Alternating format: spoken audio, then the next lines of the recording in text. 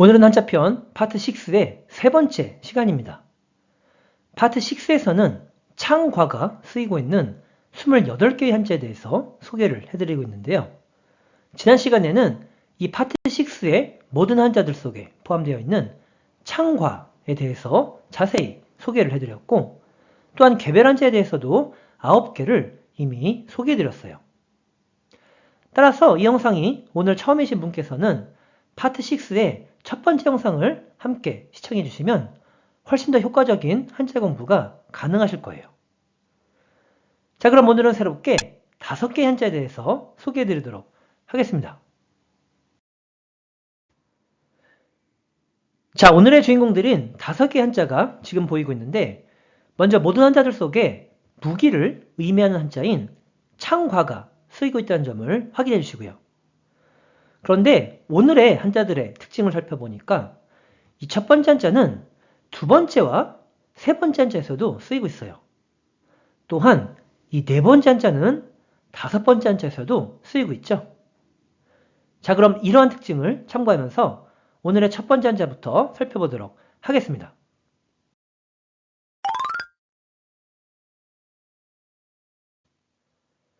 먼저 한자의 생김새를 보면 무기를 의미하는 한자인 창과에 입구와 한일이 각각 결합된 형태라고 생각해 볼게요. 자, 그럼 스토리텔링입니다. 지금 손에 무기를 들고 건물 입구에 서 있는 남자가 한 명 보이고 있어요. 근데 이 남자 서 있는 이유가 뭘까요? 누군가가 안으로 침입하지 않을까 하고 혹시나 해서 서 있는 거예요. 자, 그럼 질문입니다. 이와 같이 이 한 남자가 무기를 들고 입구에 서 있는 이유는 무엇인가요? 정답은 혹시나 해서죠. 따라서 이 한자는 혹시혹이라는 한자가 됩니다. 자, 이 한자 뜻으로는 あるいは 라고 있고 음으로는 湧く 라고 읽긴 하는데 쓰인 일이 거의 없기 때문에 여기선 그냥 생략하기로 할게요. 자, 그럼 예문을 몇 가지 소개해 보도록 할게요. 趣味あるいは特技を記入してください。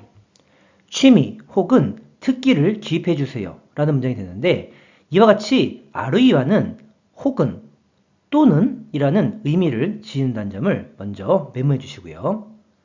그럼 다음 예문 가볼게요. 記入はボールペンあるいは鉛筆でお願いします。 기입은 볼펜 혹은 연필로 부탁합니다 라는 문장이 됩니다. 이렇게 해서 혹시 혹에 대해서는 마치는 것을 하고, 그럼 오늘의 두 번째 한자로 가보도록 하겠습니다.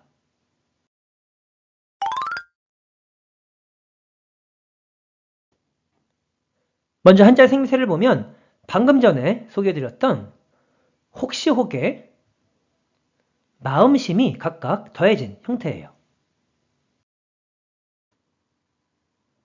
자, 그럼 스토리텔링입니다.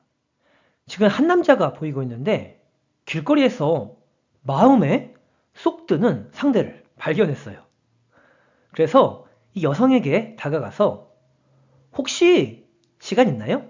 하면서 상대방을 유혹하고 있는 장면이에요. 자, 그럼 질문입니다. 지금 이 남자는 마음에 드는 상대에게 혹시 시간 있나요? 하면서 뭐 하고 있나요?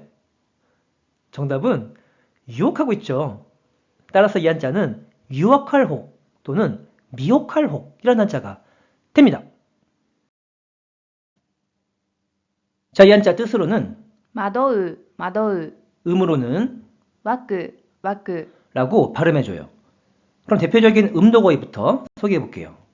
誘惑困惑迷惑 유혹, 곤혹, 폐라는 어휘가 되고, 음동예문도 한 가지 소개해 보려면 迷惑メールを削除する 스팸 메일을 삭제하다 라는 문장이 되고, 다음에 훈용예문도 한 가지 소개해 볼게요.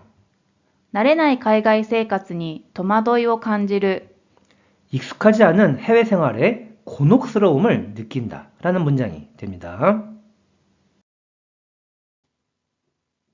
자, 이렇게 해서 유혹할 혹, 미혹할 혹에 대해서는 맞히는 것을 하고, 그럼 오늘의 세 번째 한자로 가보도록 하겠습니다.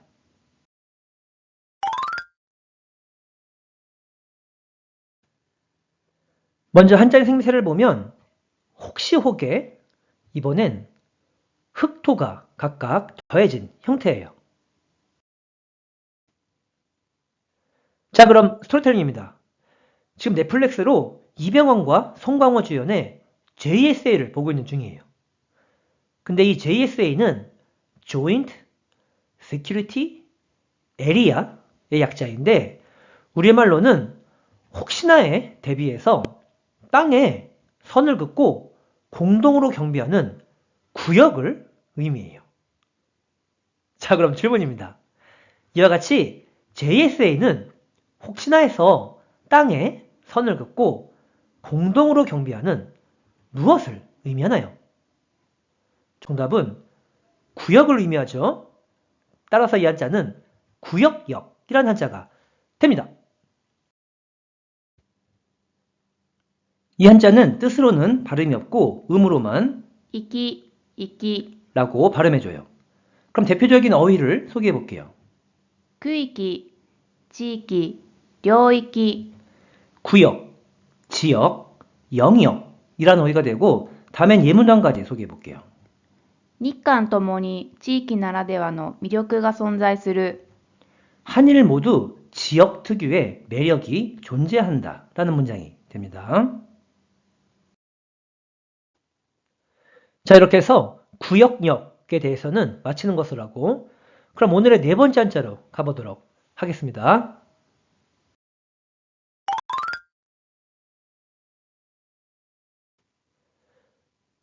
먼저 한자의 생세를 보면 바로 지난 시간에 소개해드렸던 나아라는 한자에 왕과 이 부분이 더해진 형태예요. 근데 이 부분은 익선관이라고 생각해 볼 텐데 익선관은 조선시대에 왕이 쓰곤 했던 이렇게 생긴 관을 의미해요. 익선관에 대해서는 화면 아래에 간단히 메모를 해두었으니까 내용도 함께 참고해 보도록 하시고요. 자, 그럼 스토리텔링입니다. 지금 익선관을 쓰고 있는 왕이 보이고 있는데 신 앞에서 뒷짐을 지시고는 위험스럽게 내 말이 옳지 않느냐? 하고는 추궁하고 있는 장면이에요. 자, 그럼 질문입니다. 이와 같이 익선관을 쓰고 있는 왕이 신하에게 내 말이 어떻다고 하고 있나요? 정답은 옳다고 하고 있죠. 따라서 이 한자는 옳을의라는 한자가 됩니다. 자, 이 한자 뜻으로는 발음이 없고 음으로만 義、義、 라고 짧게 발음해줘요. 그럼 대표적인 어휘부터 소개해 볼게요. 義務、正義、意義、 의무, 정의, 의의라는 어휘가 되고 다음엔 예문도 한 가지 소개해 볼게요. 韓国人の男性には国防の義務がある。 한국인 남성에게는 국방의 의무가 있다 라는 문장이 됩니다.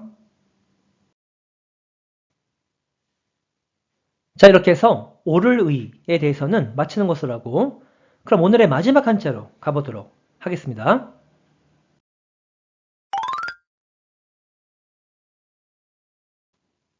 먼저 한자의 생김새를 보면 방금 전에 소개해드렸던 옳을의에 말씀어니 각각 더해진 형태예요. 자, 그럼 스토리텔링입니다. 지금 어느 회사에서 미팅을 하고 있는 장면인데 서로가 말을 주고받으면서 가장 옳은 선택이 무엇인지에 대해서 의논하고 있는 장면이에요. 자, 그럼 질문입니다.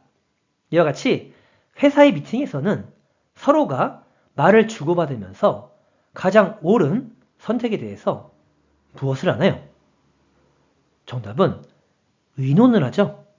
따라서 이 한자는 의논할 의라는 한자가 됩니다. 자, 이 한자 뜻으로는 발음이 없고 음으로만 義、義、 라고 짧게 발음해줘요. 그럼 대표적인 어휘를 소개해 볼게요.会議、議会、不思議、 회의, 의회, 이상함이라는 어휘가 되고 다음엔 예문도 한 가지 소개해 볼게요.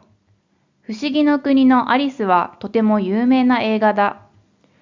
이상한 나라의 앨리스는 상당히 유명한 영화다 라는 문장이 됩니다. 자, 이렇게 해서 한자편 파트 6의 세 번째 시간을 함께 해봤는데 어떻게 일본어 한자 공부에 도움이 되셨나요? 그럼 마지막으로 내용 정리해 볼게요. 먼저 첫 번째 한자는 한 남자가 무기를 들고 입구에 서 있는 이유는 혹시나 해서라고 했죠. 그래서 혹시혹이 되었고 훈독 발음인 아르이와만 알아두셔도 좋다고 했어요. 두 번째 한자는 마음에 드는 상대에게 혹시 시간 있나요? 하면서 유혹한다고 했었죠. 그래서 유혹할 혹, 매혹할 혹이 되었고 뜻으로는 마도, 음으로는 왁구로 발음한다고 설명드렸어요. 세 번째 한자는 JSA는 혹시나 해서 땅에 선을 긋고 공동으로 경비하는 구역을 의미한다고 했었죠. 그래서 구역역이 되었고 음으로만 있기로 발음한다고 설명드렸어요.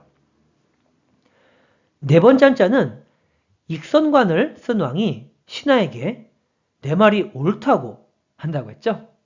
그래서 옳을 의가 되었고 이 아이도 음으로만 기로 짧게 발음한다고 설명드렸어요. 마지막 다섯 번째 한자는 회사 미팅에서 말을 주고받으면서 옳은 선택에 대해서 의논한다고 했었죠. 그래서 의논할 의가 되었고 음으로만 기로 발음한다고 설명드렸어요. 자, 이렇게 해서 오늘도 일본어 한자 공부 수고 많이 하셨고요. 이 영상이 오늘 처음이신 분께서는 한자편 파트 1부터 파트 5까지 함께 시청해 주시면 훨씬 더 효과적인 한자 공부가 가능하리라 생각합니다. 자, 그럼 다음 시간에 다시 만나도록 할게요. それじゃ、またね